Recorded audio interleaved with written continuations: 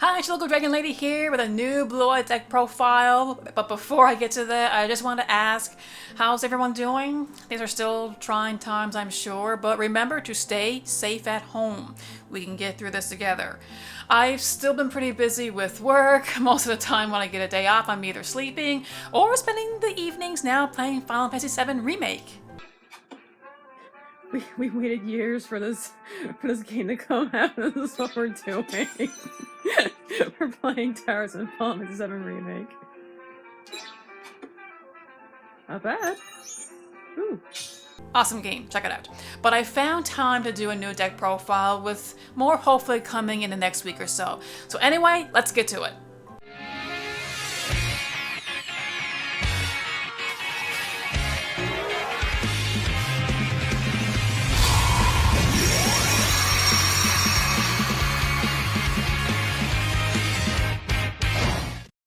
It's your local Dragon Lady here with a new Blue Eyes White Dragon deck profile. I've been getting a lot of requests for a new one. I haven't done one lately for obvious reasons. I've just been flat out with my job. Not much free time lately, but yes, with the Master Rule 5 now into full effect and the Glow Up Bulb being banned, Blue Eyes is now being played a little bit differently now. So I built this deck. It's not overly competitive. It's a great, fun, casual deck, and of course there's still no organized play on the go. Can't really play this at my locals, but I have played with it online, and it actually does fairly well. Again, on a casual level, it is a lot of fun. So without further ado, let's get into this profile. So we're going to start off with the obvious. We have 3 Blue Eyes White Dragons, 2 ulties, and 1 Secret Movie Edition. It's really pretty. And 3 Blue Eyes Alternative White Dragons. Figured I'd do 1 of each rarity. Now you can't get away with just 2 Blue Eyes Alternative White Dragons, but 3, 3 works really well in this.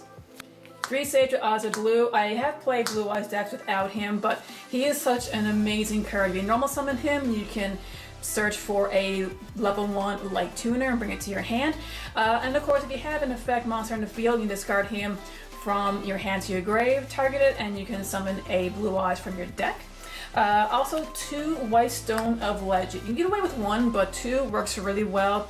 As soon as this card hits the graveyard, whether by synchro summoning or discard or whatever, once it hits the grave, you can add a Blue Eyes from your deck to your hand.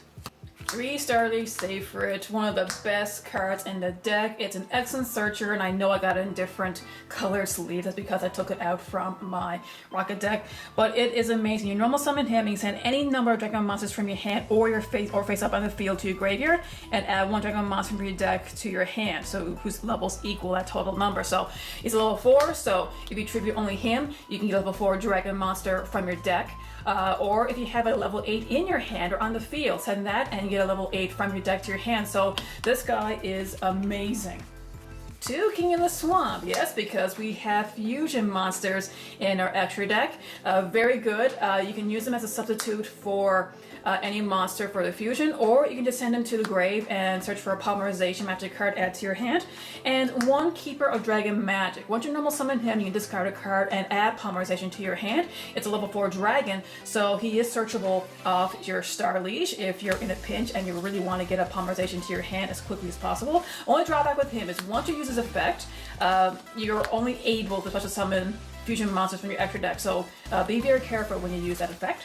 For 1 else, we have 1 Chaos Dragon Lavenier. It's a Dark Dragon monster. It is searchable through Melody of Awakening Dragon. You are going to have a mixture of light and dark monsters in this deck, so his effect is very useful depending on which ones you banish from your grave. 1 effect Veiler is searchable off Sage, so yes, really good. It is a good disruptor against your opponent, and it is a tuner. So if you were to normal summon him and synchro off, still very good. Nebula Dragon, very underrated card. It's basically a 1 card rank 8 monster. If you have this card in your hand along with a level 8 dragon monster, you can special summon both of them from your hand in defense position, and you can just overlay and go to a rank 8 no problem. And one of the best cards, the Galactic Spiral Dragon. Oh my goodness. This is why Master Rule 5 is so amazing now. With Galactic Spiral Dragon, whether it's in your hand or in your grave, so I usually try to get this guy into my grave as soon as I can. If you control a number of light or dark dragon monsters, like a minimum of 2, you can special summon this guy from your grave or from your hand. And you can activate this effect and turn all your monsters into level 8. They don't have to be dragons. So if effect bear's on the field, you get them out, bam, you can turn effect Veiler into a level 8. And you can overlay them and go into your rank 8. So yes, rank 8 spam right there. So for magic, a lot of this is going to be pretty standard. We've got 3 Melody Awakening Dragon. You use the search for your Blue Eyes White Dragon, for your Blue Eyes Alternative White Dragon, and for the Chaos Dragon Lavanier. 1 Foolish Burial, and 2 Dragon Shrine. You have a lot of targets to send to your grave. You can send your White Stone to the grave to put a Blue Eyes to your hand.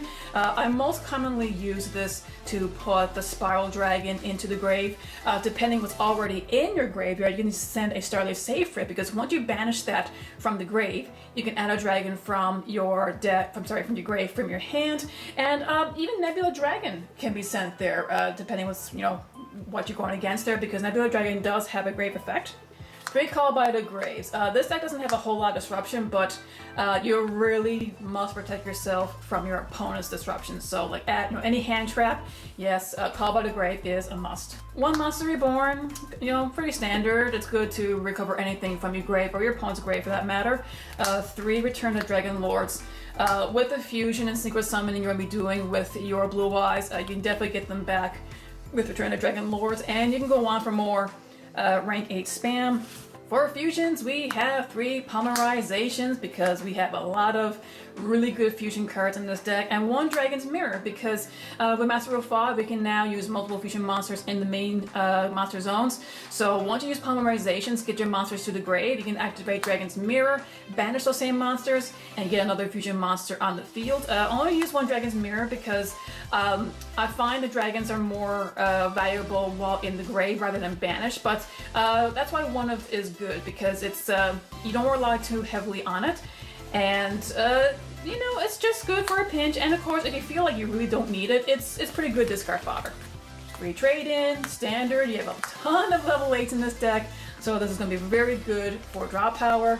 And 1 from 1. Yes, we're not using the glow up bulb anymore, but hey, you can always use this to discard a card and get a tuner from your deck to the field. The primary target is the White Stone, but of course, if you don't like this move anymore, you don't have to. This is a card that you can definitely consider taking out. Okay, time for the extra deck. A lot has changed, obviously, due to Master Rule 5, but we have a few standard monsters here. We have a Blue Eyes Spirit Dragon, a very good card. Once you get him out, it gives you a free graveyard negate. So if your opponent were to try to activate something in the graveyard, bam, you can negate it. You can also swap it out for the Azure Eyes Silver Dragon.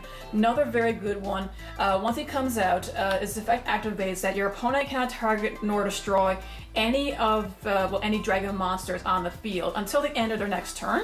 And of course, as long as he's there on your standby phase, if you have a Blue Eyes in your grave, you can revive it and bring it back to your field. 2 Blue Eyes Twin Burst Dragons. Yes, if any regular subscribers of this channel would know how much I love this card, why it's so underrated. It's easy to get out. You don't even need Polymerization to get him out. All you need is 2 Blue Eyes White Dragons on the field. That includes a Blue Eyes Alternative White Dragon to do a contact fusion, and he's excellent monster removal. It's non-targeting. Now, he cannot be destroyed by battle, and if he attacks a monster that is equal to his attack power or higher, or otherwise if he doesn't get destroyed by battle, that monster gets banished, and it's non-targeting. So as my primary example is if your opponent is playing a Chaos Max, you can banish the Chaos Max. You'll still take the battle damage, but it doesn't matter. You can get rid of a lot of boss monsters with this card.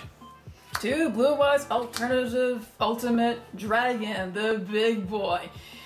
This guy is amazing. He cannot be targeted, he cannot be destroyed, and if the Blue Eyes Alternative White Dragon is used as one of the fusion materials, he can destroy any 3 cards your opponent has. It could be front row or back row.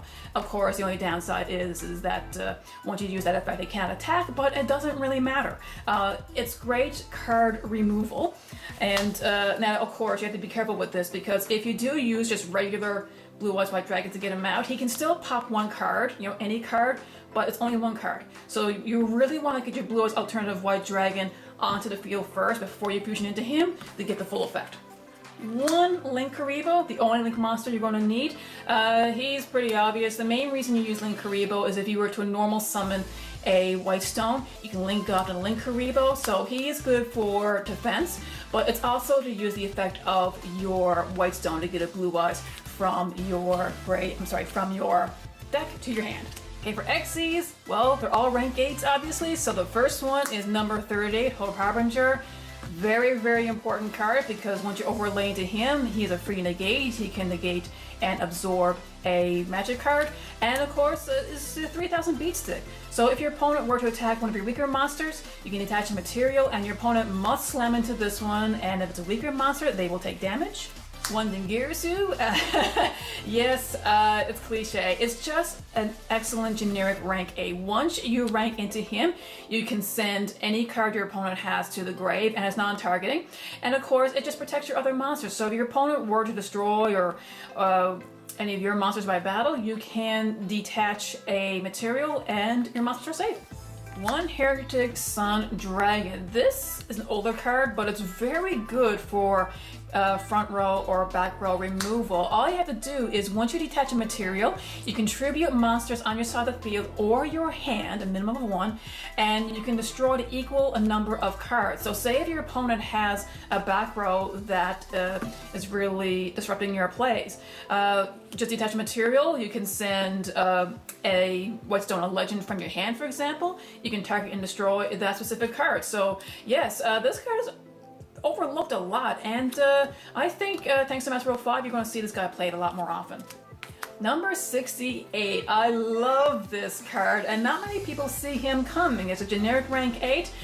Once it's on the field, you can detach a material, and both of you and your opponent will be locked out of your graveyard for a turn. So you got to be careful with that, depending on what you have in your grave. But if your opponent is playing anything that is super reliant on the grave, this card will disrupt their plays a lot. And not only that, it gains 100 attack and defense for each monster in the graveyards. Both graveyards. So you can pump this guy up to insane attack levels. Number 107, Galaxy Eyes Tycoon Dragon. Now this guy is really important in this deck because he has multiple purposes. Not only is he easy to get out, but if you detach a material, you can turn off all monster effects on the field. Now that will include your own, so be careful, but at least that way you don't have to worry about your opponent's field disrupting your plays, and you know 3000 beats that you can't really go wrong with that. Number 97. This card was crazy even before Master Rule 5. He cannot be targeted by effects, it's a 3000 beat stick, but once you detach a material from this card, it allows you to take 2 numbered dragon monsters of different names from your extra deck and use one as material for the other, and this is where you can have some endless fun. The first card I always get out is the number 107, and I use him as material for one of the following. I can use him as material for the number C107, because if he has the Galaxy Eyes as material, you can gain this additional effect by attacking your opponent's monsters 3 times, and he's a 4500 beat stick. That is crazy.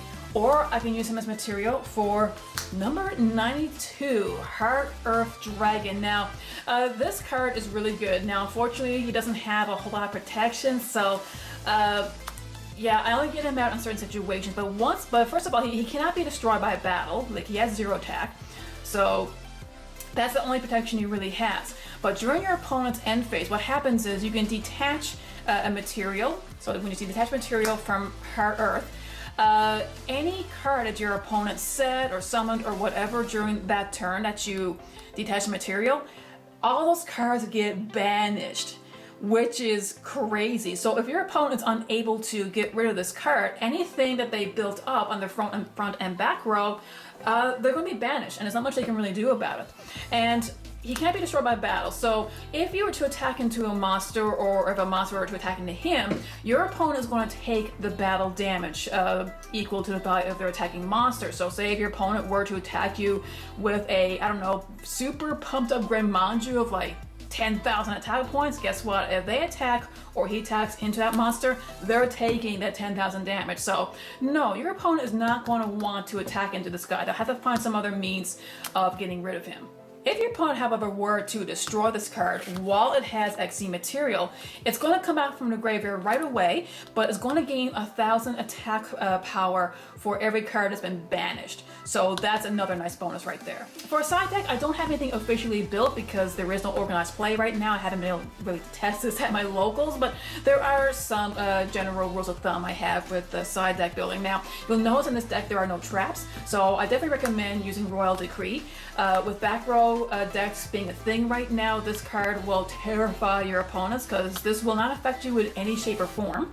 Nibiru, the Primal Being, excellent card. Some people are even main decking this. Ash Blossom and Joyous Spring, very good disruptor. I don't really, on a personal level, I don't really main deck a lot of hand traps. Drone Lockbird is very good depending on who you're going against. Probably one of the best ones is the Dark Ruler No More if you're going against a combo heavy deck. Negate boards, and negate boards is going to be a bigger problem than ever now, I think, with this new format. Everyone knows I'm not a fan of that. That's just the way the game is going. So basically, if you do not like negate boards, you're going to have to use a lot of disruptor cards to prevent that board from being built to begin with. As you've seen with this deck, it doesn't really focus on that, but that's where the side deck comes in. So depending on what you're going against, you can prepare for that. And that, my dragons, is my newest Blue Eyes White Dragon deck. I do have another one built. I'll probably do a profile of that later on. It's another pure Blue Eyes build that incorporates Chaos Max Dragon. Yeah, I've been getting a lot of requests for a new Chaos Max Dragon deck, but the one I have currently built with the incantation system, I do change it a little bit, but nothing too dramatic. I don't know, I probably will profile that one anyway.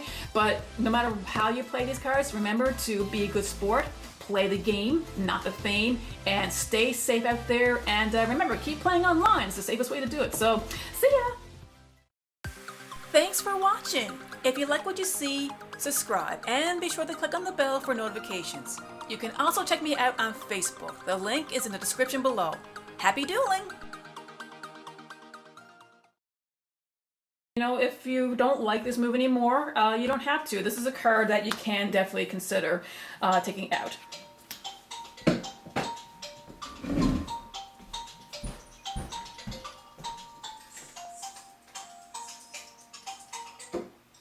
Hello?